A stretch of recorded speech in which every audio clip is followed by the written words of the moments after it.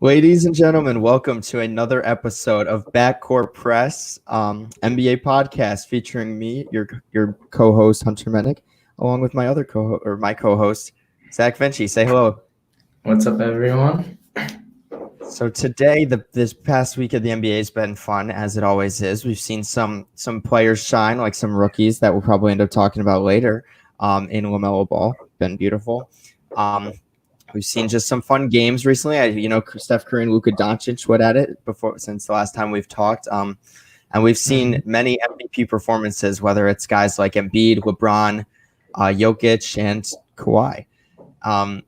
But this past season, we've seen the LAs are fun. And we said the Jazz are overrated, and then they still haven't lost yet. Do you have anything to say real quick on Utah and their winning streak still?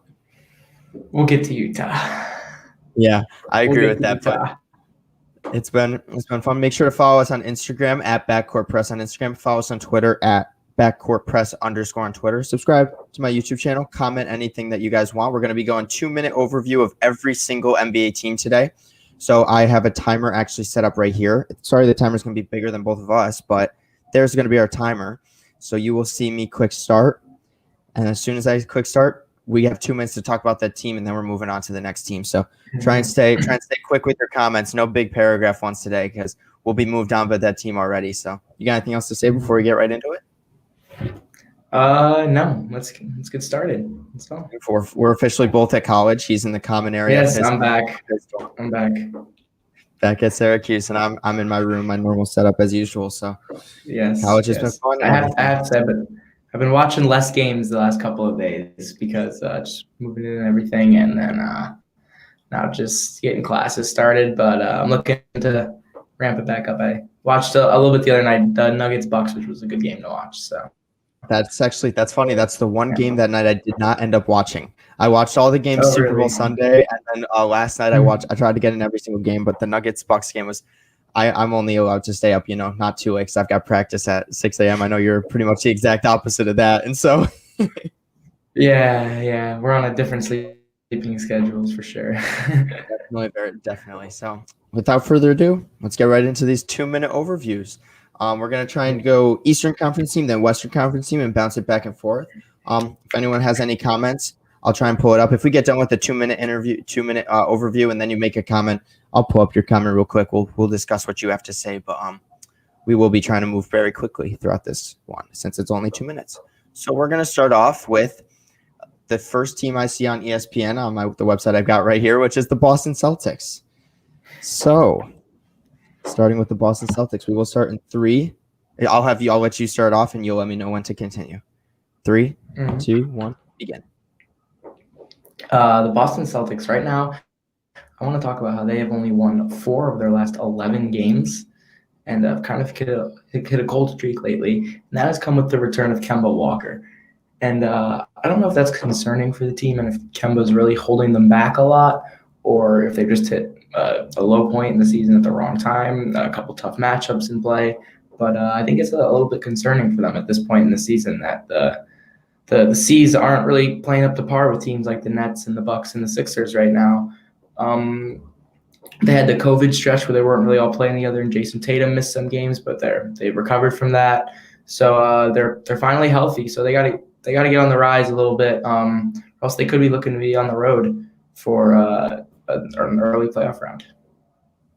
Yeah, I was going to talk about the Jason Tatum's offensive skill set. When I watched the Celtics team play, he hit some of the shots. Some people say he takes bad shots, but other times he is nailing some crazy hard sidestep, step back threes. And Jason Tatum is going to be this player's franchise player for so many years to come. And in my opinion, you got to put Jaylen Brown as an all-star starter. I know they've gone on this losing streak, but his statistics personally have been, to me, through defensive and offensive, have been enough to carry him to be possibly an all-star starter. Him and Bradley Beal kind of going at it. But I think, you talked about Kemba Walker.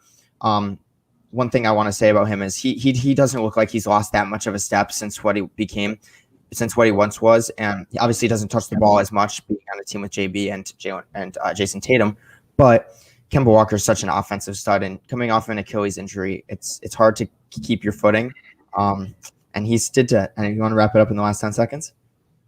Yeah, I was gonna say, I've never been as much of a Kemba Walker guy as you've been, so I don't know if it's the injury or just maybe he's not quite as good as everyone thought. So that's all. Ooh, and right there, that marks the 2-minute mark. So that's our Boston Celtics talk. They're still a top team in the East. I wouldn't be too worried about it if I'm a Boston Celtics fan as of right now. We got a quick comment here from Kurt that says, "What's up, guys? D-Rose to the Knicks. You guys like it."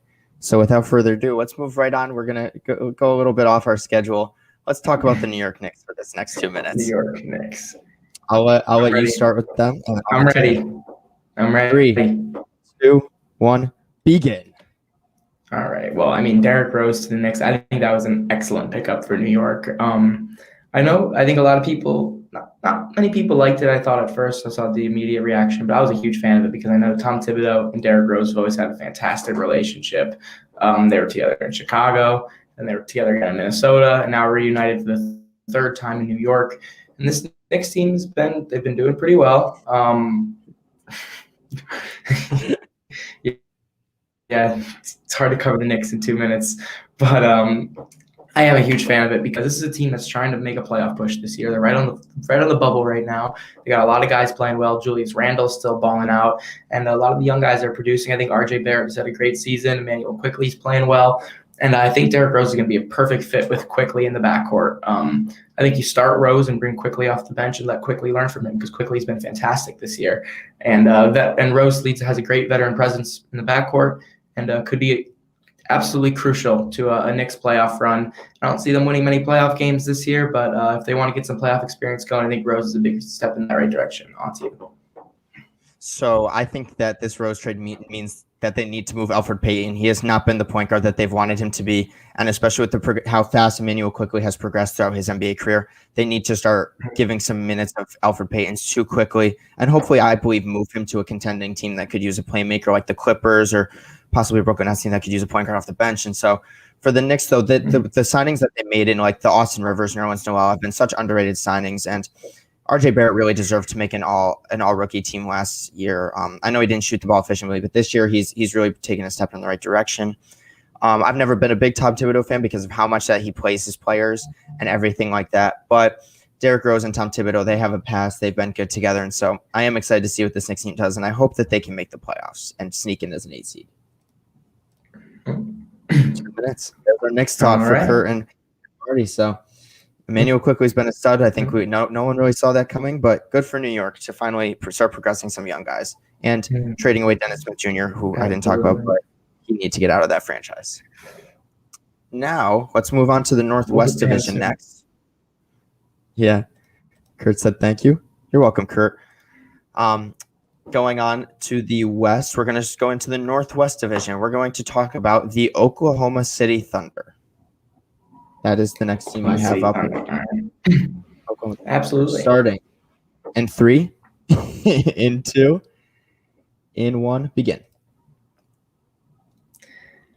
The one player I'm going to focus on in the Oklahoma City Thunder right now is a player I've never been the biggest fan of due to my roots in Syracuse, but I'm going to talk about Darius Baisley. Because Darius Baisley has been arguably the Thunder's second best player this year. I know they're pushing Al Horford for the All-Star game spot.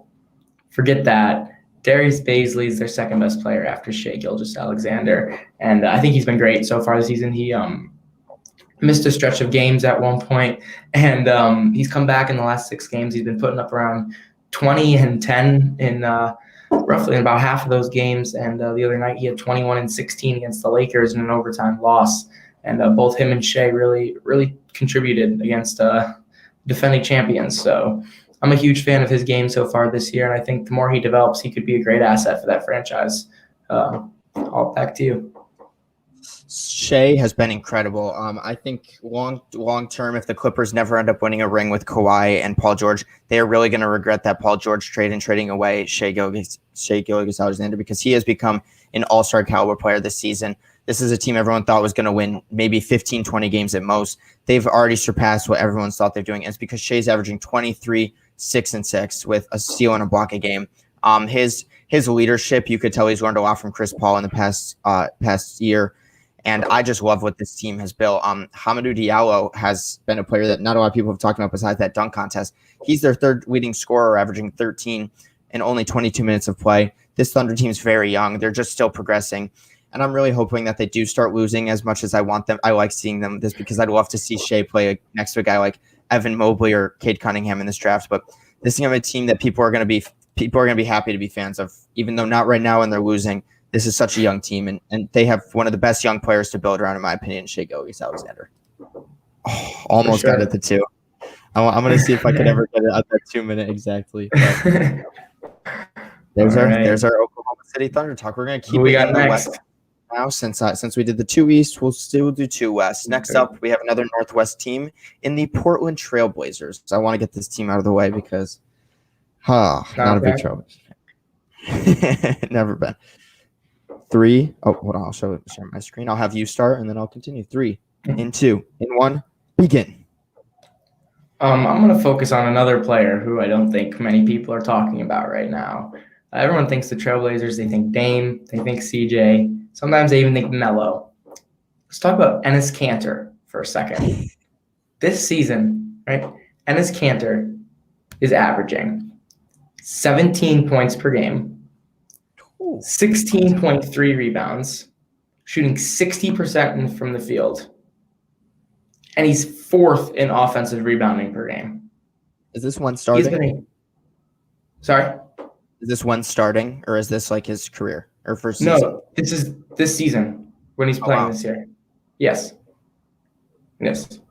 Cantor has been incredible, and he's been a huge asset for this team. With Damian Lillard and CJ McCollum. I know McCollum's been injured lately, but Cantor's really stepped up and helped Trailblazers to get in the playoff race in a very tough Western Conference. On to you. Yeah, I just came here to talk about Gary Trent and some of their role players that they're wing players because, their guards get a lot of talk. Yusuf Nurkic and Ennis Cantor, as you just talked about, are fun. But they're wing players, especially the pickups of Robert Covington and Derrick Jones Jr. Robert Covington has not been great. I think he was one of the worst field goal percentage players in the league at one point. Although his defense is not great, he is averaging 1.7 steals per game, which leads this team. And I think that this team has really missed out on having good wing play in the past couple of years, and that's probably one of the reasons why they have not as much been that dominant. And so having good defensive wing play, along with Derrick Jones Jr., a high-flying guy who's averaging 7 points per game and also 4 rebounds. And I think it's going to help them if they end up making the playoffs and make a late push. And Gary Trent Jr., his progression, he's averaging 14 on just 28 minutes this season. I love Gary Trent Jr. He's one of the best glue guys in the NBA. But that's okay. Portland Trailblazers, interesting team. Gary Trent's a baller. He's a baller. I'm a big Gary Trent fan. I love him. So now we'll move on to another. We'll stick with the Atlantic in the East, and we'll stick with the Northwest in the West. So the next team I have up is the Toronto Raptors. An interesting Toronto Raptor team that they've started heating up a little bit. So let's hear what you have to say about the Raptors. In 3, 2, 1, begin. Yeah, that's exactly what I was going to talk about. The Toronto Raptors are on the rise. Exactly how I expected them to be. I called it a couple weeks ago. I know they had a really rough start to the season. We're at one point, I think, 14th in the Eastern Conference. And they've really stepped it up. They've won, I think, 7 of their last 11, kind of on the opposite of the Celtics track, and have secured themselves the 8th seed in the East currently. And they've just looked really good as a team. Fred VanVleet is obviously hit the 54-point game, and he's still been on a hot streak since then. Pascal Siakam has looked a lot more like his most improved player self from 2 years ago and last year. And OG Anunoby, I actually really like him playing around this year. He's rebounded the ball really well. He's playing great defense, done a really good glue guy for that team. So I think the Raptors are for sure playoff team this year, and I really like what they're doing the last 10, 11 games. Back to you. I could see this team. I've seen a couple of Kyle Lowry trade rumors recently, so I guess I'll talk about that a little bit. Like teams like the Miami Heat, the who was it? Oh, the oh my God, I'm blanking on their team. It's okay. Kyle Lowry trade rumors. So I don't think that this team should trade Kyle Lowry. I think he's a crucial part of this team, and I could see him staying there for a couple years. I think this team is going to need to possibly, if they really do want to contend with Nick Nurse, they need to look for center position, because although Aaron Baines in this win streak has stepped it up, he's still only averaging 5 and 4, still playing less minutes than Chris Boucher, who's technically listed as a power forward.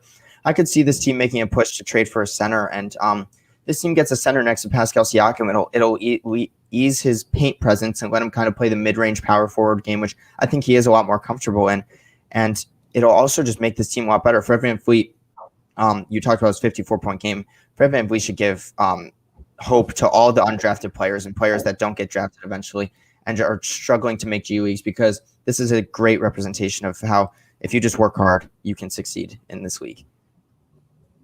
What a positive message. Yeah, I had to finish it off. But Fred VanVleet, though, I'm a big fan of him being an undrafted player. Good for him and being able to do that. The next team we have up in the Northwest Division is the Minnesota Timberwolves. Would you like to take the beginning of it? I would. Perfect. 3, 2, 1, begin. This isn't another player I want to talk about who I was watching a little bit the other night. Malik Beasley dropped 22 points in the fourth quarter against the Mavs and put up a pretty good fight too. I wasn't really expecting them to be in that game. I know the Mavericks have struggled lately, but it was kind of not much of a close game going into the fourth, but Beasley really gave them a shot to close it out, and even though they didn't, he ended with 30 points and hit, I think it was 6 3-pointers or 7, something around those lines. But he caught fire, and when he catches fire, he's right up there with some of the best shooting guards in the league. So I really like his potential, and I think they should be starting him and Anthony Edwards on the wings right now, because I think with those two starting on the wings, you get a lot more dynamic wing opportunities, especially with he comes back healthy, D'Angelo Russell at point guard. They finally started benching Ricky Rubio, and I remember the last time I went on a big rant about them starting Ricky Rubio and how he was just not helping out this team. Malik Beasley is the only player on this team who has started all 24 games for them and not missed a game due to injury or anything like that. And I think it's fantastic. His fit next to D'Angelo Russell is very solid, both shooters. Yeah. Let's talk about D'Angelo Russell's game-winning shot the other night, because not just his shot, because, yes, it was an incredible shot, but I think D'Angelo Russell put up 20 shots in that fourth quarter. And if this team is going to do anything and be a competitive team against some of the top teams in the NBA, they need to find someone else and find more ball movement in these fourth quarters. Ryan Saunders really needs to tell these guys, like, hey, we cannot just give D'Angelo Russell the ball and stand around. We really need to start moving without the ball, and letting D'Angelo Russell be a playmaker that I think we've seen him be. Although he's only averaging 5 assists this season, their leading's only Ricky Rubio is 6. And so I think this team, besides D'Angelo Russell and Malik Beasley, really needs to step it up. Starting Anthony Edwards and Malik Beasley, as you said, on the wings would be fantastic for them. And when Karl Anthony Towns comes back and they get a good center, I think that'd be huge for them. Stopped it right at 2. That is a beautiful thing. Very nice. Ryan Saunders, though, you guys don't start winning games. I'm still on the fire Ryan Saunders bandwagon, because, oh my God, I just don't think he's that good of a coach. The next team we have up, we have two competing playoff teams, and one of them is a lot better than the other one. So right now we're going to start with the Denver Nuggets. Starting off with the Denver Nuggets, you could start in 3, 2, 1. Begin. Denver Nuggets, I'm going to talk about a young guy, a rookie, actually, who I think fell pretty far. His name's RJ Hampton. I know we both liked him a little bit coming into the draft. We were both about mid-round on him, and he fell late into the 20s when Denver eventually traded for him. The Pelicans drafted him, Denver traded for him, and he didn't really get many minutes to start the season, but he got 28 minutes the other night, I remember, and he played really well in that game. He had 7 points, 10 rebounds, a couple assists, I think. He was making his shots, and he looked really good out there. He knew what he was doing with the ball. He ran the offense well with Jamal Murray out of the game, playing point, and I really liked his fit in that game. I think Hampton could be really useful for Denver off the bench in the future if they continue to develop him. Sounds good. Yeah, I want to talk about their forward play and Paul Millsap, JaMychal Green, and Will Barton. If this team's going to be competitive, they really need to start really giving valuable minutes to Michael Porter Jr. and just not letting those guys be on the court.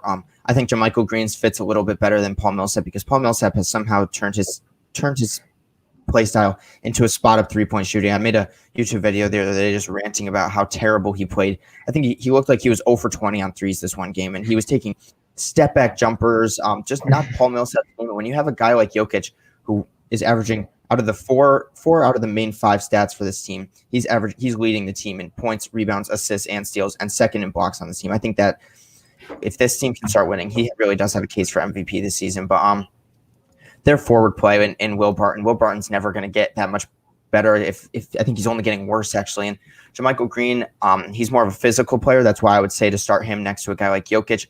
But I'm just very confused in what this team's going to do when they go up against top forwards like an Anthony Davis in the Western Conference in the playoffs, because I just don't see it working out. I do have to say I will disagree with you on that one, because the Nuggets this season are 10-5 with the starting lineup of Jamal Murray, Gary Harris, Will Barton, Paul Millsap, and Nikola Jokic. And they are 2-6 whenever there's another combination with Michael Porter Jr. involved. So I think right now Michael Porter Jr., with the way that the Nuggets are having success, I think he might be best fit coming off the bench. Fair point. Now we will move back into the Atlantic Division, and we will go to your championship team, the Brooklyn Nets. Starting in 3, 2, 1, begin. Honestly, I don't have much to say on the Nets on this one. I'm going to turn this one over to you pretty quickly. I've talked a lot about the Nets in the last couple of podcasts. You know, I'm a huge fan of them right now. Not really going to focus on any single guy, because I know that some of the guys have been in and out of the lineups. Kyrie and Durant have been injured. I know Durant's got pulled in the middle of a game, which was pretty bizarre the other day. But this is a squad, and when all 3 of them are out there and they got the full squad going and healthy, they're going to be more dangerous than any team in the East, and I would not want to go up against them. I know people have all the defensive concerns. I wouldn't be too worried if I was a Nets fan right now. Those 3 are lethal, top 3 in fourth quarter scoring this year. I wouldn't want to go up against them in the playoffs. Exactly. This is one of the 2 teams I wanted to talk about when it comes to media attention, because this team gets so much media attention, so much critique for every little thing they do. And Stephen A. Smith came out, and when Kyrie Irving left, and he was like, I think Kyrie Irving should retire. And then not even a week later, he was like, this team is the best team in the East because of Kyrie Irving. And I'm like, the media attention this team gets is kind of overwhelming compared to other teams. And obviously, when you have top three of the top players in the NBA, you're going to get that much media attention. But people need to stop critiquing them so much. They're winning games. They're sitting at second in the Atlantic at 14-11 right now. Kevin Durant has been remarkable, and he's under the rate. He puts up. Zach and I were talking about this. I've never seen a guy put up a light 30 points per game, and you don't really notice his 30 points per game until you watch Kevin Durant. He'll shoot 10 shots and he'll somehow have 30 points, and everyone's like, "What? How did that happen?" This Brooklyn team, I don't even think we've seen their full potential. They got the 3 guys averaging 20, and Joe Harris. I think a lot of people critiqued that contract in the beginning of the season when he got the 4-year, $75 million deal. He has been fantastic off the ball player. I've been seeing him get offensive rebounds. He's been bullying centers in the paint to get rebounds and everything. And I love the physicality of him. And just this team is so well rounded, like you said. Absolutely. There's our Brooklyn Nets talk. I mean, they're going to be a team that we talk about every single podcast from now on, so I'm not too worried about that. The last team we have in the Northwest Division is the team that I mentioned before the podcast started, in the Utah Jazz. I'll have you kick it off, and I don't know if I'm going to be talking this entire time. That's how I know. I know you'll probably have a lot to say about this Utah Jazz team. Sitting at 19-5. I'll say that right before we start. Starting in 3, 2, 1, begin. All season, I've been waiting for this Utah Jazz team to just fall apart and just stop making threes, because that's really all it is. This team makes, right, the 2017, 2018, 2019 Rockets, right? Most threes ever made by a team in a season averaged about 17 per game. This Jazz team is averaging 23 this season. It is incredible what they are doing from behind the arc right now. Everybody's hitting shots. Mike Conley, you mentioned a couple of podcasts ago. Mike Conley's fantastic. Donovan Mitchell is putting up great numbers, and you know he's going to turn it up come playoff time. Bogdanovich is hitting shots. Joe Ingles is hitting shots. Royce O'Neal is hitting shots. Jordan Clarkson coming off the bench, hitting shots. These guys are hot, and they are not missing, and they just keep on winning. This Jazz team looks dangerous right now. And, even if they lose some games, come playoff time, if they start shooting like this, teams better get worried. If they're shooting like this, teams better get worried. Fair enough. I don't know if they're going to keep it up. But right now, consider me sold. That's crazy coming from you after talking all that stuff about them in the past couple podcasts. But I want to talk about Donovan Mitchell real quick and how underrated of a passer he is. He's only averaging 4.9 assists per game this season. But when he played point guard for one game when Mike Conley was out, he had 11 assists, and some of the dimes he was dropping were just beautiful. And so I'd love to see him be more of a ball dominant player, and just seeing how much of an impact he's had on this team. The Nuggets really messed up by trading him away in that draft because the Utah Jazz are really just live and die by the three. And Donovan Mitchell was the fastest player in NBA history to, I think, hit 600 threes in his career. And so if this team keeps it up, good for them. Absolutely. There's our Utah Jazz talk. It's quick, but it's worth it. The next team, I'm guessing I won't say a word, your Philadelphia 76ers. Let's hear if you've got anything interesting to say. Sitting at 17-7 right now, first in the Atlantic Division. Starting in 3, in 2, in 1, begin. I think I've said this in every single podcast, but the Sixers still have not lost when their starting lineup has played. Undefeated. Ben Simmons, Seth Curry, Danny Green, Tobias Harris, Joel Embiid. When those 5 start the game, we have not lost. And that's going to keep going. Because when that squad is on the floor, they play so well together. I mean, just watching this team, I am so impressed at what Doc Rivers has done with this team. It just shows how incompetent Brett Brown really was as a coach, that we had this roster is not that much better than what we had last year, but Embiid is playing harder. He wants it more. He's hungrier. Critique Simmons all you want. He's leading this team better than he ever has before, and his defense is top in the league on ball defense right now. And I mean, Tobias Harris should be in the All-Star game, and don't even get me started if he doesn't make it, because I will be so mad. This man deserves it more than anyone. Number 1 in the Eastern Conference right now, averaging over 20 points per game, having a 50-40-90 season, which seems like a miracle for a guy who's never even made an All-Star game before. Yeah. Tobias Harris should be automatic right now. He's having a fantastic season. You were completely right about Doc Rivers and unlocking his true potential. I'm huge on my boys right now. On to you. Yeah, the only thing I want to talk about this team is Matisse Thybulle's only averaging 3 points per game, and I think that he's going to have to contribute a little bit more on the offensive side because he's playing 17 minutes a game. Yes, his defensive presence is there. He's leading the team, or he's second on the team in steals and second on the team in blocks as well at 1.5 and 0.9. If he's going to be a valuable player, his on-ball defense is incredible.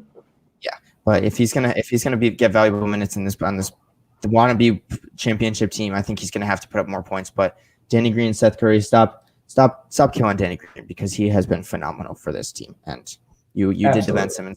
But I also real quick, I know I shouldn't go over the time limit, but Shake Milton's third on this team in scoring when he plays. I think that's sixth man of the year. Yes, he should be in the running for that. Maybe not with the Jordan Clarkson about the Utah we just talked about, but he's been fantastic. Now, moving on we're going to go to the Central Division in the East and the Pacific Division, arguably, in my opinion, the best division in NBA in the West. So we're going to start with the Chicago Bulls. Actually, yeah. Chicago Bulls talk. In 3, in 2, in 1, begin. I'm going to talk about a guy I've hyped up for a long time and who hasn't really been producing lately, and that's Coby White.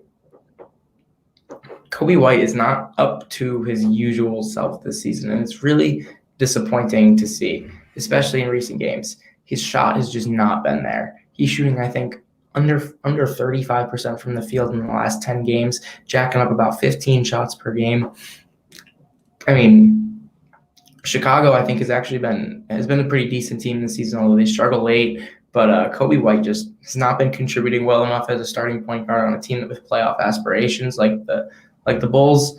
And I've seen all these rumors about trading for Lonzo Ball. So I I don't know how you feel about that one, but I think it could be interesting. I've heard a couple of Bulls fans talk recently about Kobe White on YouTube, and I've heard every single one of them say he's just a small shooting guard. His playmaking ability is not good enough to be next to a Zach LaVine type scorer, where Kobe White is a ball dominant scoring point guard, and I don't think it's going to fit with Zach LaVine in the long run unless Kobe White can really make some steps playmaking ability and his playmaking ability. I love the Lonzo Ball trade rumors.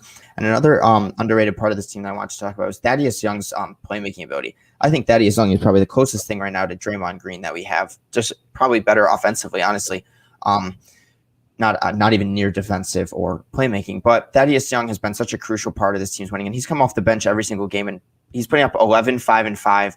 And I could see a team like a championship caliber team who needs a spark off the bench to try and make a push at Thaddeus Young. So I don't expect Thaddeus Young to finish this season as a Chicago Bull, but I think that Young could bring a huge impact to a playoff looking team. And also, as of so far, I'm not going to say anything yet because it's his first season, but I think we were both kind of wrong on Patrick Williams because his offensive skill set's looking pretty solid so far. I was going to say that. Yeah, he's been really good so far. Exactly. So the next team we have up, if I'll reset the timer, is my favorite team, the Golden State Warriors. I'll have you start. You said your favorite team, and I knew we were going Pacific Division. And I don't know why, but my mind just flashed right to the Phoenix Suns. Hey, how much you hyped them up. I did hype up the Phoenix Suns on so far. Oh shoot, I started on it. And so far, we'll get to Phoenix actually because it's making me a little sad. You start her off in 3, 2, 1, begin. This is another one that I'm probably going to hand back to you pretty quickly. As the Warriors fan, I know you watch a lot more Warriors games than I do, but I just want to say Draymond Green's shot last night against the San Antonio Spurs. Stop it. I know. He thought he got fouled. I get it.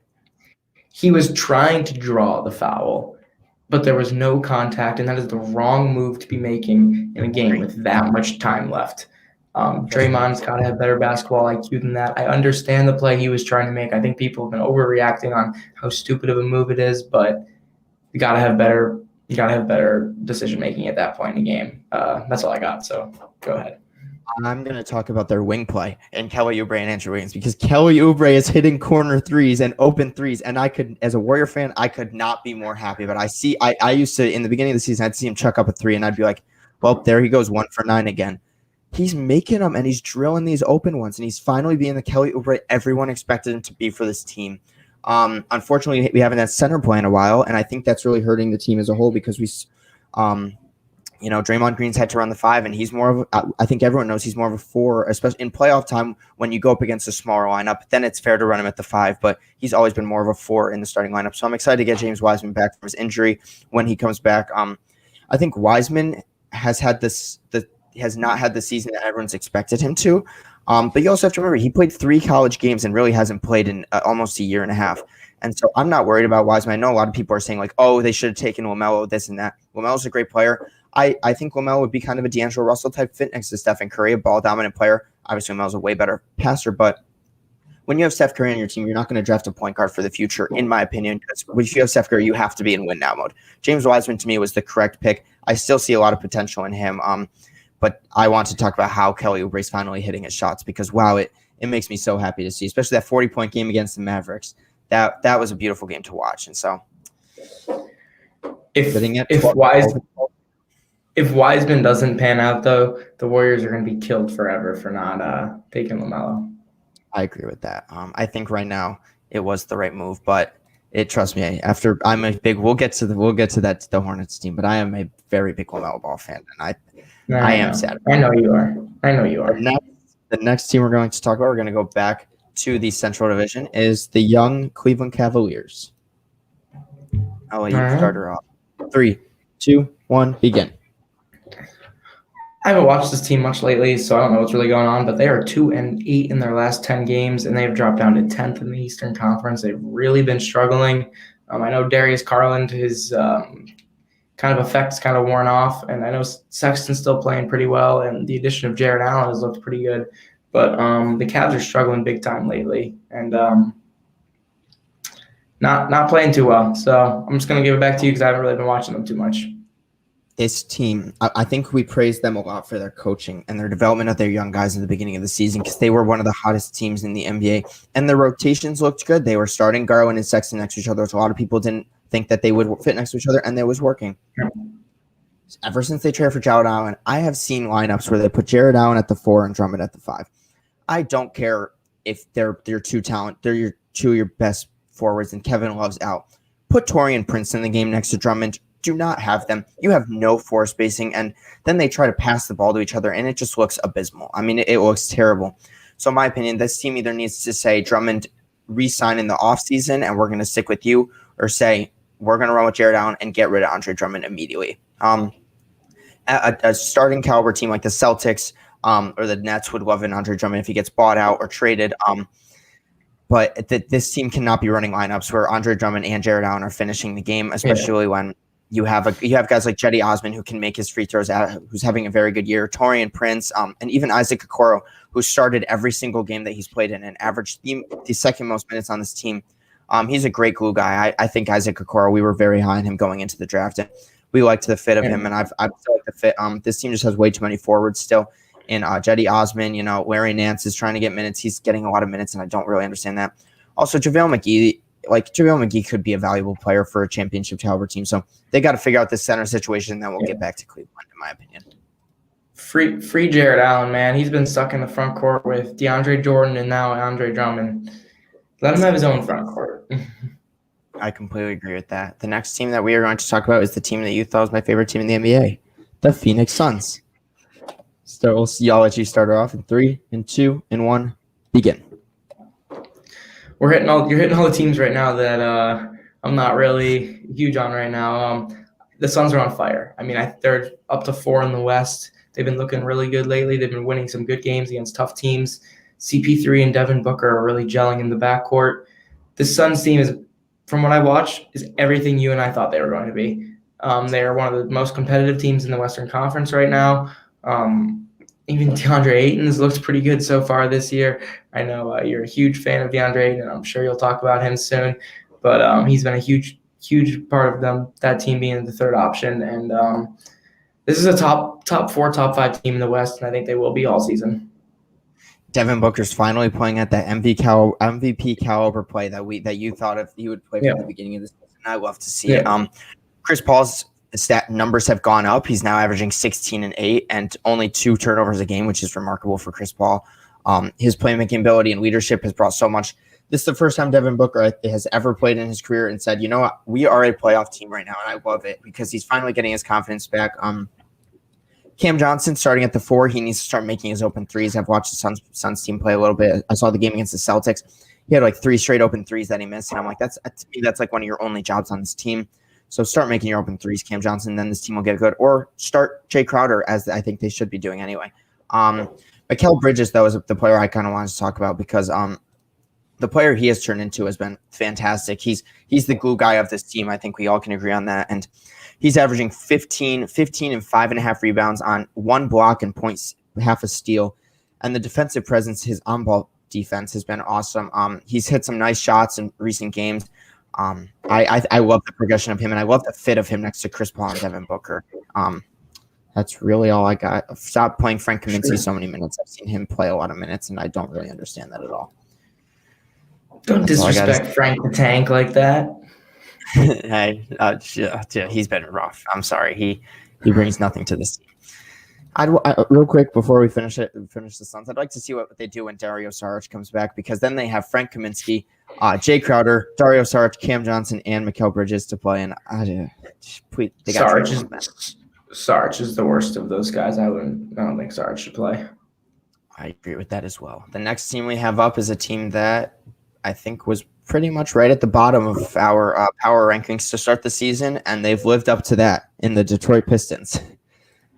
I'll let you start the Detroit Pistons talk off in 3, 2, 1. Begin. First off, I want to say I'm so happy that Dennis Smith Jr. is now a Detroit Piston, because I think that was perfect for him. He needed to get out of New York. This guy, people forget, this guy started off his career, his first 3 seasons, he averaged over 13 points per game. He was an explosive point guard. even starting caliber at one point in his first season with the Knicks. And then he just fell apart the last 2 years, down to 4 points per game the last 2 years, I think, around there. Yeah, he's lost his explosive touch with the ball, and it's tough to see for a guy who had so much potential right off the bat. And I loved him at Florida State too. So I'm excited for him to get another chance now in Detroit. With Killian Hayes' injury and Derrick Rose getting shipped out, I guess they've got a pretty free point guard position for DSJ to be given another shot. So I'm excited for that. And one more thing. Tank for Cade Cunningham? Is this what we're looking for Detroit this year? I hope they still give a chance to Killian Hayes because he's only played 7 games this season, and he's a young point guard, and a lot of young point guards don't get enough time they want. So hopefully, Cade Cunningham's great, but I hope they give Killian Hayes a chance. I still love him. Me too. The thing I want to talk about with this team is they're young guys, and like Saddiq Bey and Sekou Doumbouya and them, because I love Saddiq Bey. I liked him in the draft. I thought he would go to the San Antonio Spurs, but he went to the Pistons instead, and I think he brings a great 3-and-D role, and I could see him just fitting right into this team and their progression in the future. They've given Josh Jackson a chance, and in my opinion, for being on a team like this, he's made the most of it. He's averaging 13, 6, and 2, a steal and a block a game. He only started 6 games, but some of the games I remember, the game that they went into, the Lakers game, he looked incredible. He was hitting some game time clutch shots in that game, and he's a player that I'm glad the Pistons out of all teams gave a chance. Get Blake Griffin out of there. I know his contract's big, but get him out of there. Let him go to a championship. I don't see Blake compete for a championship. That's all I got on the Pistons. So let's move on now to the next 2 teams in the Pacific Division I've got are the LA teams. So we'll start with the Los Angeles Lakers because I know you're going to be excited for that Clippers talk. Starting off the Lakers in 3, in 2, in 1, begin. Anthony Davis with the Achilles strain is going to be out for God knows how long. Could be a couple games, could be 10 games, who knows? Could be 20 games. Which means if LeBron James wants another MVP, now's the time. They struggled mightily against Oklahoma City last night, and it wasn't encouraging for Lakers fans. This team is going to have a huge test in front of them for the next couple of weeks until Anthony Davis returns, because this is the time to see if LeBron is really like the best player in the league and can carry this team all the way through this and still be the top team in the West, or is Anthony Davis really that crucial to this team? I guess we'll see soon, because if Braun wants that next MVP, now's the time. Is that all you got? Perfect. So I've got LeBron in my top 3 in MVP voting, and I think it's well-deserved so far. He's averaging more minutes than a lot of the young guys. I saw this Instagram post. I think it was like ESPN or Bleacher Report posted. He was playing more than minutes than like Zion, Bam, Jaylen Brown, all these young guys, and he's putting up incredible numbers on incredible efficiency. With Anthony Davis going out, I'm interested to see how players like Kyle Kuzma and Montrezl Harrell will step up. Kyle Kuzma's been getting hate for his defense, and I saw him tweet out this thing that was like, "Oh, I don't play defense." Then he put up a clip of him playing defense. One clip of you locking up someone does not mean you play great defense, Kuzma, but it's okay.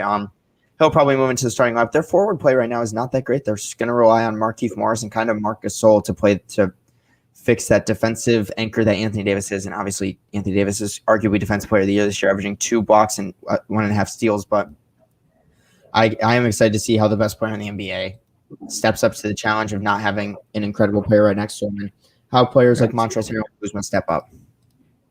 Absolutely. There's a 2-minute talk on possibly the Western Conference champions, the Los Angeles Lakers. The next team I have up in the Central Division is the Indiana Pacers, a team that has struggled recently in this past couple weeks. So I'll turn it over to you to start. Indiana Pacers, 3, 2, 1, begin. I was going to say, Indiana Pacers lost 3 in a row now. This is a team that came out really strong. They were hot at the start of the season, made both of us look really wrong about them for having them out of the playoffs. And then they're starting to fall apart now. It's a little discouraging. Malcolm Brogdon, I think, has been the real reason that's been happening, because In the last 3 games, he's been 18 for 50 from the field and 2 for 12 from 3. He's had less than 10 assists in both games. I know that's high expectations, but he's been putting up huge numbers for a point guard this year. Not really scoring much more than 15 points per game lately. Brogdon's really got to step it up for this Indiana team to be competitive in a very tough top Eastern Conference, because when he's playing like the top 10 point guard he can be, Indiana's very competitive. And, I mean, he's their X factor. When he's playing like this bad, they're going to go 0-3. So, back over to you. I was going to talk about the trade that they made where they traded away Victor Oladipo and got back Caris LeVert, because I think it shows how much of an impact Victor Oladipo really had on this team scoring the ball. Mm-hmm. Malcolm Brogdon's not going to be a top scorer for this team. Sabonis has always been kind of a number 2 option throughout his career when it comes to scoring the ball. And Victor Oladipo brought 20 points per game that they now don't have. I mean, TJ Warren's not there to pick up the load that Victor Oladipo had. And obviously, Caris LeVert, I think long-term is going to be a good trade as long as he's healthy. But you can really see that guard play other than Brogdon. They're really heavily relying on Jeremy Lamb and Justin Holiday and Aaron Holiday to bring valuable minutes and scoring. And I've seen some lineups with this team where they start TJ McConnell at the 1 and then bring Brogdon with the 2 and ask Brogdon to be more of like not a facilitator, a pure scorer. And that's not really his game. He kind of creates for other guys and gets open off-ball shots. And so when Caris LeVert comes back, I think this team's going to go back to what they were. But until then, I'd be a little worried about the Pacers.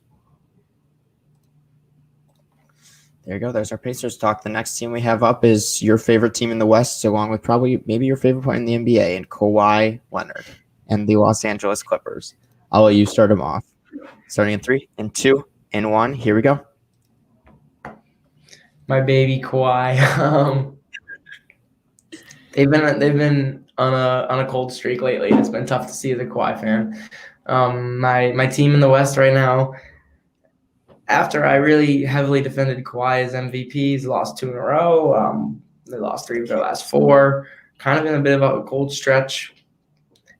Kawhi had a rough game last game, but he hasn't really had many rough games like that the rest of the season. I don't think it's his fault. PG is not healthy right now. We run into another All-Star game where PG is not 100% for the Clippers, and Kawhi doesn't have the supporting cast that other superstars in this league have. He does not have the supporting cast that Giannis or LeBron or Durant has. Honestly, I think it's even on par with about what Curry has in Golden State right now.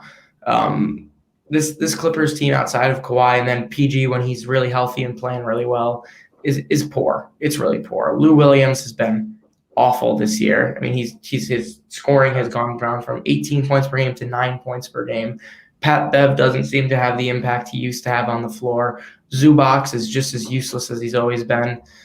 I mean, this team outside of Kawhi and PG is not good, and I think it's a testament to how good Kawhi really, really is that they're still at the top of the league, in the top 3, top 4.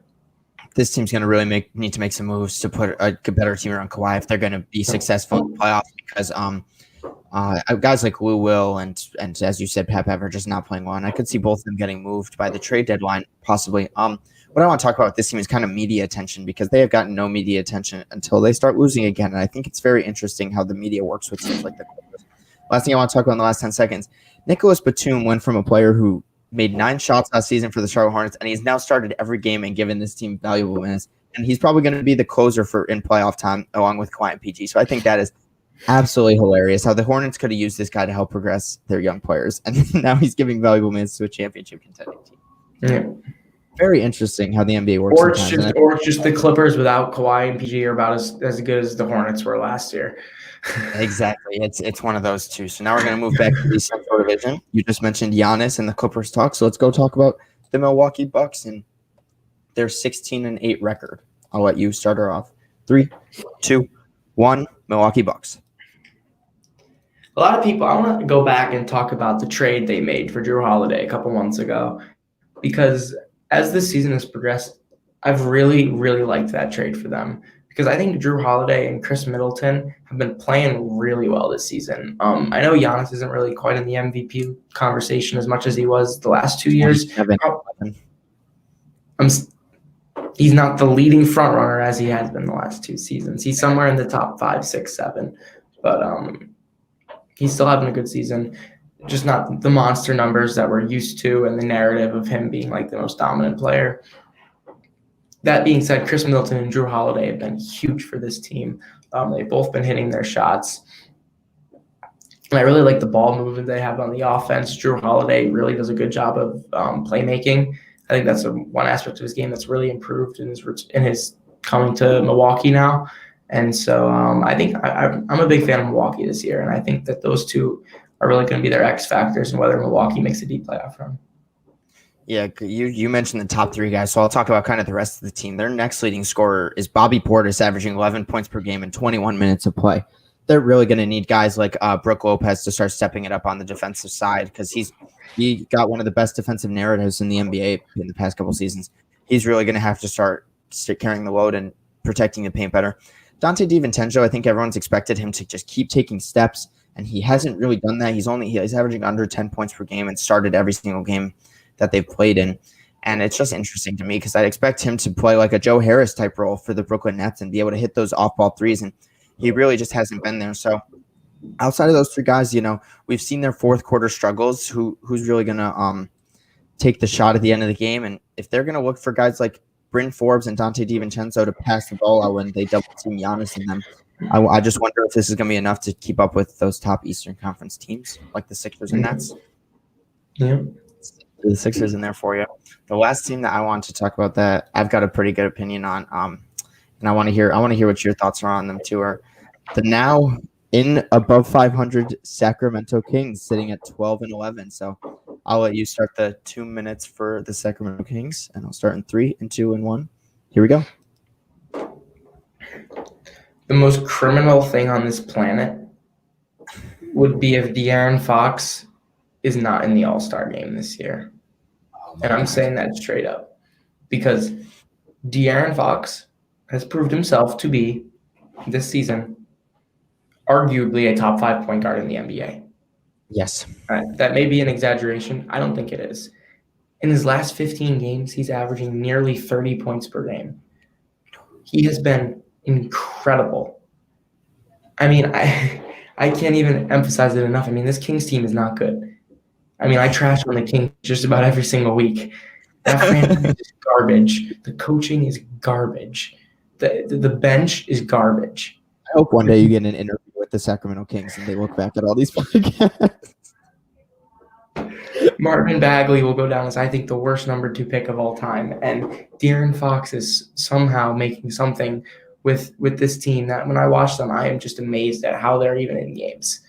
Darren, I mean, he if just in pure value for his team, Darren Fox should be in the freaking MVP conversation if this Kings team is a top 6 or 7 team in the West. That would be like a Russell Westbrook type carry right there. So I'm going to let you go ahead because I've taken enough time hyping up Darren Fox, but all you. No, Tyrese Halliburton's the perfect player next to Darren Fox because Darren Fox. I love Halliburton. God, the Knicks messed up for drafting Obi Toppin over Halliburton. You have Halliburton next to Emmanuel quickly, and I think that's one of the best young backcourts in the NBA, in my personal opinion. But Marvin Bagley's just really been bad, averaging 12 and 7. They're giving those minutes more to Rashawn Holmes, who's leading the team in blocks with roughly 2 a game, which I think is fantastic. But Darren Fox makes all of these bad role players look so good when they play, and it's yes, I completely agree. Darren Fox needs to be talked about way more than he is. So there's our Sacramento Kings talk. You know what, Luke Walton? You've done a good job this season. I've been a guy to shit talk Luke Walton for a very long time, but he's done a very good job this season. I'm pretty happy with that. Darren Fox is hiding his flaws. Yes, probably. And Halliburton is too. Yeah, I'll talk about Darren Fox when we get to another team as well, because I think this is kind of funny to me. Oh, wait, actually, I was going to say, what if the Lakers drafted Darren Fox instead of Lonzo Ball in that draft? He'd be with Brandon Ingram and Zion Williamson in New Orleans right now, and they'd be the best team in the league. That Pelicans team would be unstoppable. So now we're going to move into our final 2 divisions in the NBA, starting with the Southeast Division and the Southwest Division. Actually, now that I see it. Southwest Division, first thing we're going to talk about is the Atlanta Hawks, who have been an interesting team so far this season. And so let's hear your thoughts on the 11 and 12 Atlanta Hawks, starting in 3 and 2 and 1. Begin. Somebody who's really struggled that I didn't expect is Danilo Gallinari. I know he had a great season in OKC last year, and I've always been a big Gallinari fan, even stretching back to when he played in the Nuggets in the early 2010s.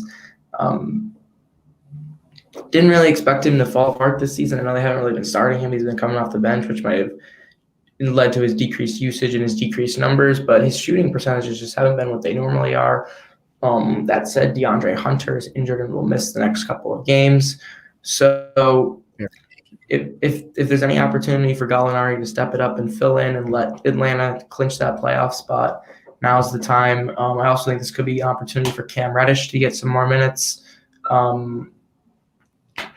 Onto you. That's really all I got. I saw so many people in the beginning, like in the draft, during the draft, saying like, why are the Warriors not taking Onyeka Okongwu instead of James Wiseman? Okongwu has not panned out so far this season. I know he's very young. He's only played 6 games, but I expected him to have such a bigger role on this team than he has so far. You know, we looked at their project. He's a project, and we looked at their rotations. We thought he'd be the defensive anchor of that second unit, and he just has not been there at all. One of the weirdest things to me about this team is that I think we were both very high on the signings of Chris Dunn and Rajon Rondo to be that backup point guard for Trae Young, because obviously we know Trae Young is one of the worst defenders in the NBA. And so Rondo and Chris Dunn backing him up, we thought would be great. Well, Chris Dunn hasn't played a game this season, and Rondo's has played 14 games and only had 15 minutes a night. And if you're going to have a Rajon Rondo type player, I know he's very much of a player coach, but he could bring like ball movement and defensive IQ to this team that I don't think anyone else has besides DeAndre Hunter and I'd say Clint Capella, who's averaging 2.5 blocks a game, who has been fantastic for this team. Him next to John Collins makes both of them look so much better as players. And so I don't know this team's going to have to do to start winning games, especially, you know, if DeAndre Hunter, in my opinion, is their second most valuable player on the team, is going to be out for a while. I'm very high on DeAndre Hunter. I love him. Averaging 17 this season he's been fantastic for them. For sure. Yeah, that's our Atlanta Hawks talk. Next team we're going to go to the Southwest, and we're going to talk about the Dallas Mavericks. An interesting team so far this season. You know, Luka's putting up MVP numbers, but when you're 11-14, you can't really be in the MVP talks. Starting Dallas Mavericks talk in 3, 2, and 1. Begin. I've always liked Luka Doncic, but I want to call out a double standard for a second. Please say. Because Luka Doncic does the exact same thing that Trae Young does in drawing fouls. Frustrating. And nobody calls him out for it. Everyone kills Trae Young. I mean, personally, I'm not a fan of it. I don't like that either of them do it.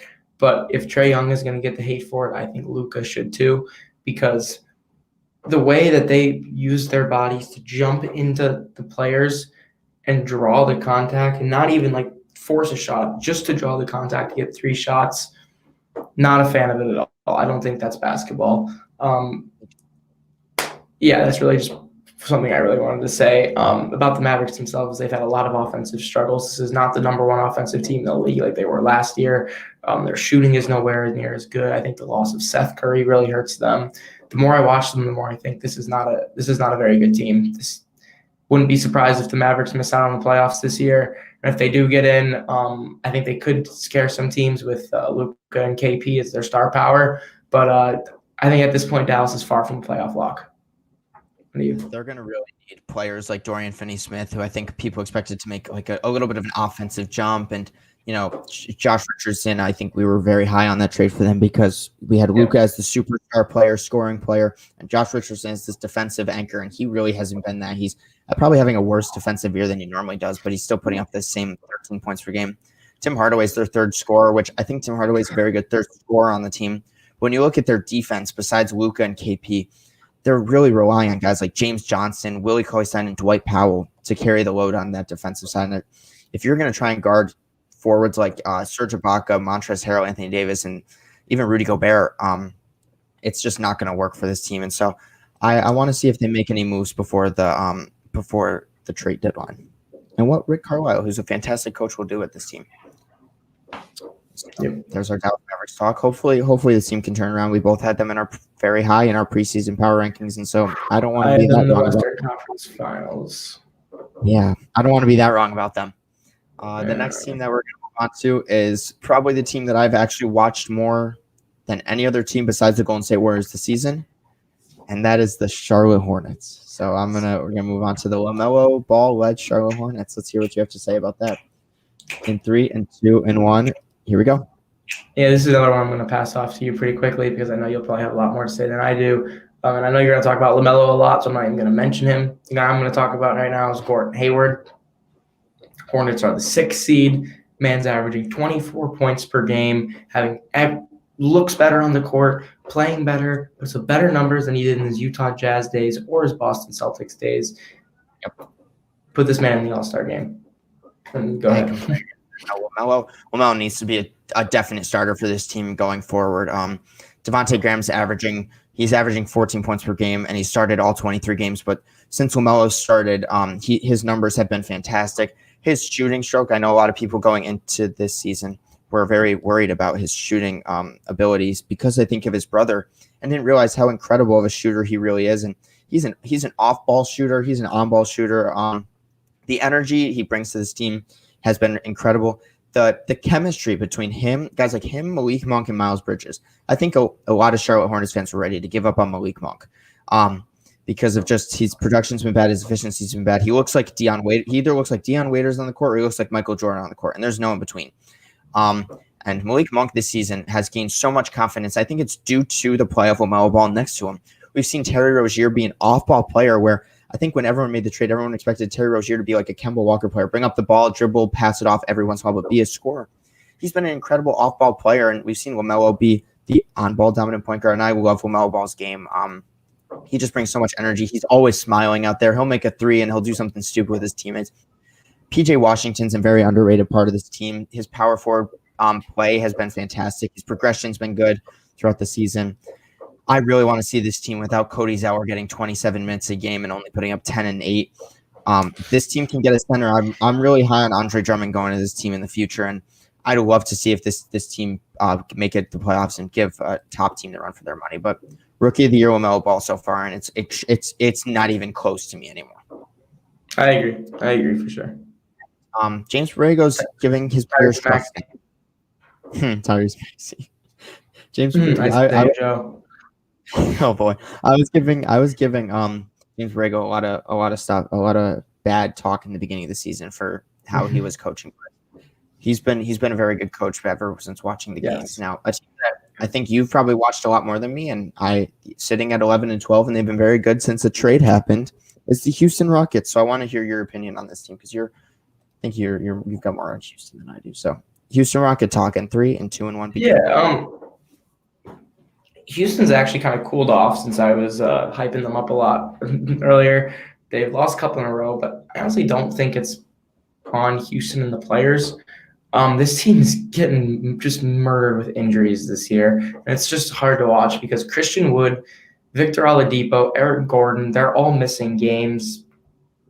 John Wall, the fact that John Wall is probably the healthiest player out of this core is scary.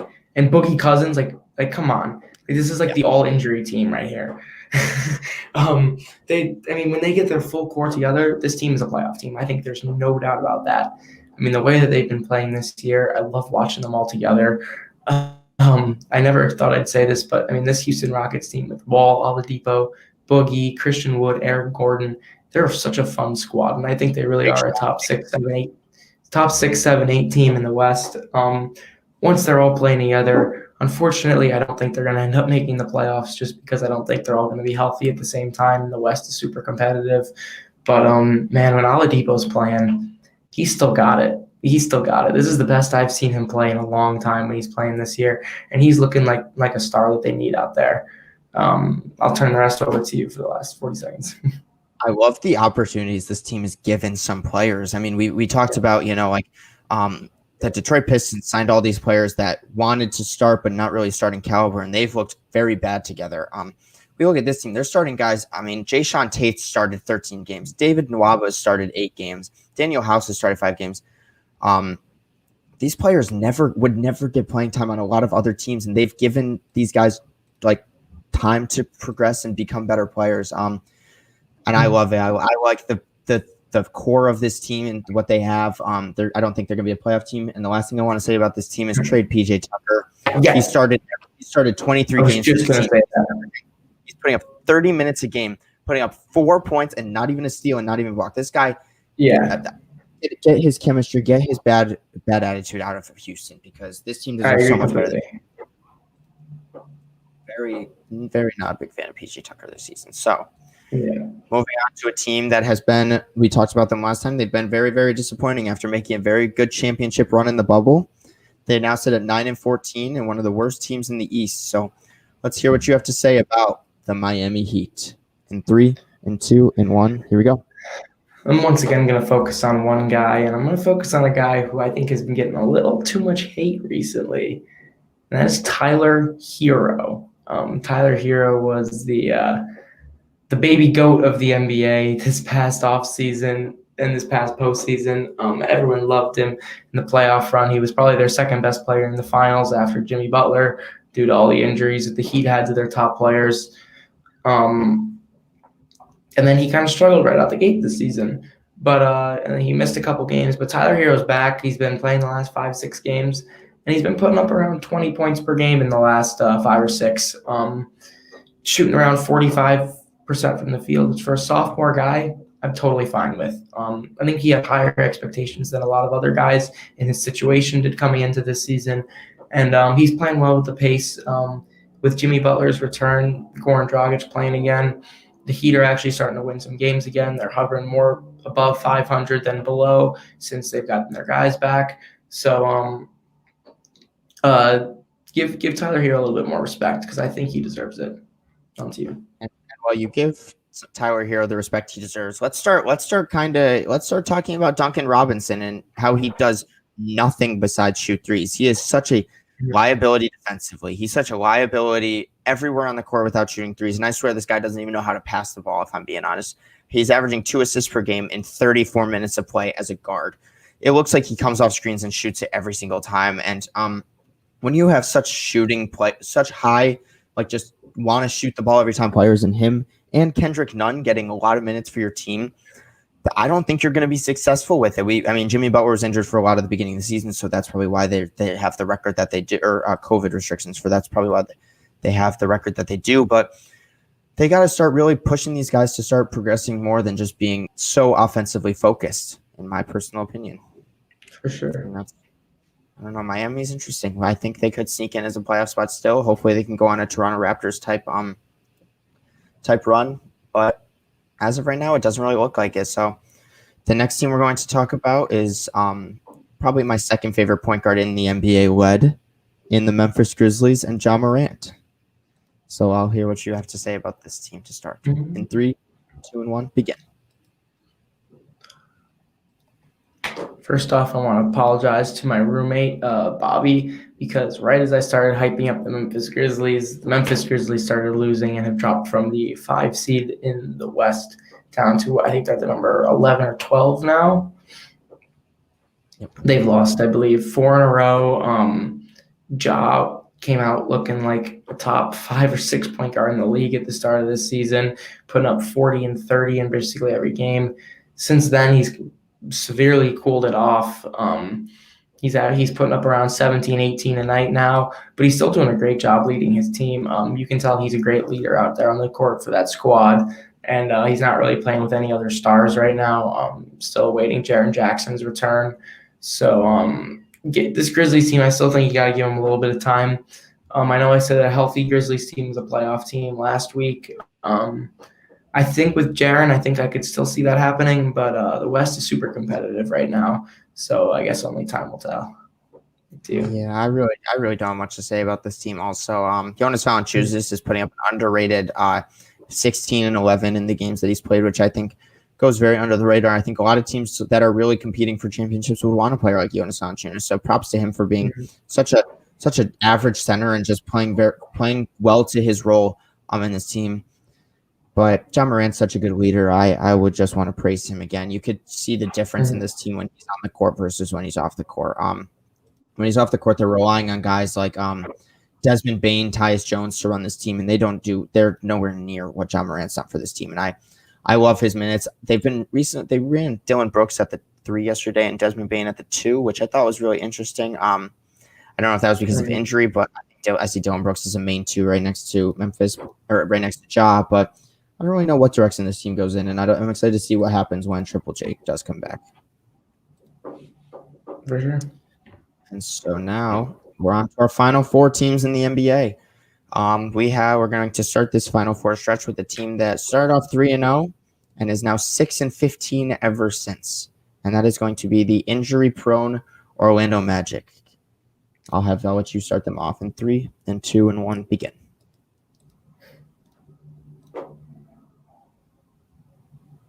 You got anything on the Orlando Magic? Oh, sorry, it was a little lagging. You're good. Sorry, I just came back. Yeah, I'm going to be completely honest. I honestly don't have much on the Orlando Magic. I just want to give a little bit of respect to Vooch. Nikola Vucevic has really been he dropped 43 and 9 the other day, which I think definitely got to give some respect to. Not many centers in this league can put up 43. Honestly, I don't know if you can name more than 5 in this league that have had more than a 40-point game or more in their careers. Got to give Vooch some respect because he's one of the least amount talked about players in the league right now. And even though the Magic, not good at all, probably one of the worst teams in the league, Vooch has been balling. So I don't really think he's an all-star, and I don't really need to see him in the all-star game. But give him a little bit of respect. That's all I got. I mean, you put 24. You put out the stats: 24 points, 11 assists, or 11 rebounds out there. I could see the case for him to be an all-star, but with the way this team's been performing, I kind of agree with you, and I wouldn't put him in there either. This team really does need to move on from pretty much all their players. I don't think Aaron Gordon's a good fit whatsoever for this team. I don't think Evan Fournier putting up 18 a game. I think he could be a very, very valuable role player off the bench for some teams, but he's just not going to be because it seems like this team's just going to stick with these players forever. Another thing is I'd like to see Mo Bamba getting more than 6 minutes a game. You guys spent the number 5 pick on him, and he looked to be a very good player in college, and they haven't given him a chance at all. And so, in my opinion, if you're this team, you got to trade Vucevic to a team and kind of sell low on him, get some draft picks, and start the rebuild process, especially surrounding guys like who's been injured. Like John Isaac and Markelle Fultz have been injured, but those are the 2 guys I would build around for this team. And you got Cole Anthony, who's been solid as a starting point guard. He's done kind of what you'd expect him to do, being an offensive kind of minded player. But this team's in a weird direction. Unless they make some moves and kind of trade some of their players, I'd be shocked if they made any noise at all. Yeah, I agree with you. Get a bottom 5 pick because I don't see this team winning many more games. We are now going to move into the second to last team in the Southwest Division, which is the young, struggling New Orleans Pelicans team, who actually has recently turned it around a little bit. So I want to hear what you guys say about this young Pelicans team. So I'll have you start off in 3, in 2, in 1, begin. I got one word. Okay. Zion. Zion is freaking amazing. I mean, yes.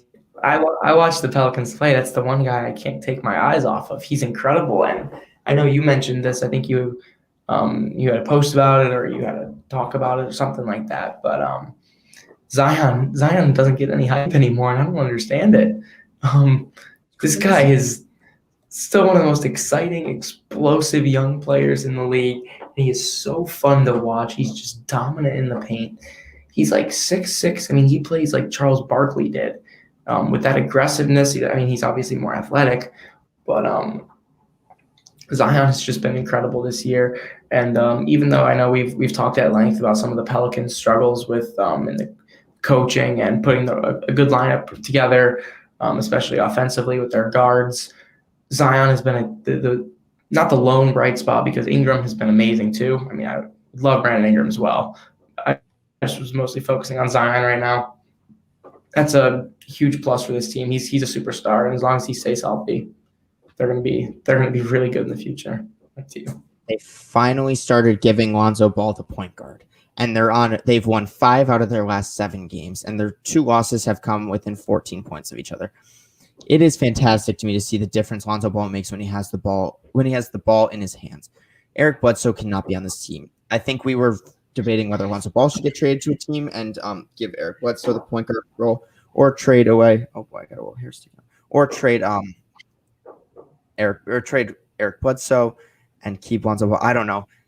If I'm the Pelicans, you have to trade Eric Bledsoe and let Lonzo Ball run this team because he has done a fantastic job in the past couple of weeks with his passing, his assists, and I'm not giving up on Lonzo just yet. I think you got to give him an actual shooting guard and possibly start Kel Alexander Walker, who we didn't talk about today, but we've talked about him in the past. And so. For sure.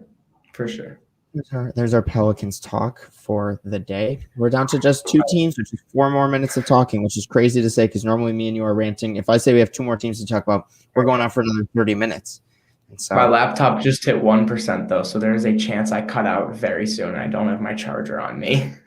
That's okay. So if you go out, I'll finish off by myself. I'm not. You could finish this off, yeah. So we'll start it as quick as we can. Washington Wizards talk. Here we go. 3, 2, 1, begin. Bradley Beal. Wow, this really increases the need for speed. Bradley Beal, I know it's amazing to be right now. I know he said he doesn't want to get traded, but this man needs to get the hell out of Washington. To me, I don't think there's literally anything else as relevant on Washington to talk about because I know they've won a couple games lately. They've looked a little bit better, gotten out of last place in the league, but this team is still awful. This team is still not going to make the playoffs. No chance. Westbrook, again, not the player he was before. Beal needs to get onto a team where he can compete. I don't want him going to a top team because I really think at this point a lot of the top teams are pretty evenly matched at this point. So I don't want one team to get the edge over another. But I would love to see Beal go to a mid-tier team and elevate them up to a contender like I know you mentioned this the other day, Charlotte Hornets. Exactly. It would be a great fit for him. As for the Wizards, defenses, I mean, as it's been the concern for years, they really have just no defensive presence on the court whatsoever. And what I do like though is I like Denny Avdija. I know he hasn't been putting up any eye-popping numbers, but you can tell he's got the basketball IQ and the court vision. He knows what he's doing out there. He's going to be a solid player for them in the future. Over to you. I talked about this in a video that I posted on YouTube the other day. Scott Brooks, or I might not have actually talked about it, but I was gonna make a video. I don't know whether it was or not, but Scott Brooks used his very last timeout in a game with 2 minutes to go in the third quarter. What? I don't care how bad you're losing. If you have no timeouts with 2 minutes to go in the third quarter, you cannot be your head coach. I'm sorry. It's fire Scott Brooks. He's been very bothering me. You could just see this team's lack of caring about basketball. Just when they're on the court, when Scott Brooks will literally say, "Give the ball to Bradley Beal," and I'll see 4 guys standing around the perimeter just watching Bradley Beal play. The off-ball movement on this is horrible. This whole team is bad. And to me, Russell Westbrook's not a top 10 point guard this season. I hate to say it. He's averaging 29 and 9, but his impact has not been the Russell Westbrook impact we're used to. I completely agree. In case you cut out, we're going to move on quickly to the San Antonio Spurs that you can mention, but this team's been very fun recently, and I know you're high on Spurs. So take it over to you. 3 and 2 and 1, go. I've talked at length about how much I love this Spurs team for the last 2 months. Greg Popovich, best coach of all time, gets his hands on a bunch of young, talented young guys, put them with veterans like DeMar DeRozan, who I love, LaMarcus Aldridge, such an underrated big man and a great veteran. This is a squad. Top 5 in the West right now. I'm so excited about the Spurs. If the Clippers don't go far in the West this year, the Spurs are my team. Keldon Johnson just continues to get better. DeJounte Murray, people forget, youngest all defensive first team of all time.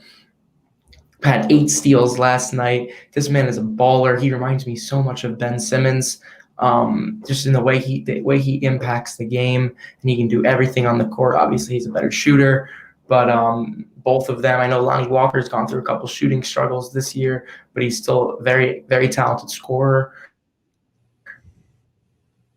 And he cut out, unfortunately, with a minute left. So I will now. That's pretty funny. Perfect timing. So I will finish off the podcast. I'll actually have it like this. No, I want to talk about Dejounte Murray. I watched the Warriors versus Spurs game the other night, and Dejounte Murray had 8 steals and was clamping up everyone he was up against. He's averaging 15, 7, and 5 with roughly 2 steals a game this season. His defensive presence and just this whole entire Spurs team is fantastic. They've run pretty much the same starting lineup all year, and I don't think anyone really expected DeRozan to be running the 4, Keldon Johnson running the 3 with Murray and Lonnie Walker, but Greg Popovich said, "I'm going to do that." Next thing you know, look what happens. They're 5th in the East or 5th in the West, 14 and 10 record, and I'm super excited for this team in the future. I think they have one of the best young cores. Dejounte Murray, as Zach said, he looks like Ben Simmons, but being able to shoot the ball also. He had a mean step back three the other night against my Warriors, and he was just a fantastic player. I loved Dejounte Murray. Sorry about that. And I liked him to start the season. And there's our Spurs talk and our 2-minute report. This was actually the team I was probably most excited about because they killed my Warriors, and that was the Draymond Green shot he was talking about, where Draymond put up the 40-footer to finish off the night and pretty much sold the Warriors' chances of winning this game. But I'm not gonna kill Draymond too much. But that right there will now end the podcast. I've never ended a podcast alone, so that's pretty interesting for me. But thank you to everyone who joined. Thank you for Kurt and Marty for commenting. It was fantastic. Thank you for the 4 likes that we got on today's episode. The NBA has been fun. Look at us. We're gonna try and do more Tuesdays in the upcoming weeks because Tuesdays are both of our kind of off days. Due to I'm on rowing and Zach's busy at Syracuse with his academics as well. So thank you to everyone for tuning in. That was Backcourt Press NBA podcast / talk show. I'm your host, Hunter Menick. My co-host, Zach Vinci, could not join us for the outro, but thank you to him for participating. He's always bringing great NBA thoughts and analysis to this podcast. We are going to try and start getting guest speakers on. So if anyone's watching right now and would like to be a guest speaker on our show for a couple of segments or something, please feel free to contact me on Facebook at Hunter Menick. Follow me on Instagram at Backcourt Press or at iHunter with 3 R's on Instagram. Follow me on Twitter at Backcourt Press _. Thank you all for watching and tuning in to Backcourt Press, and it's been fun. Peace out, everyone.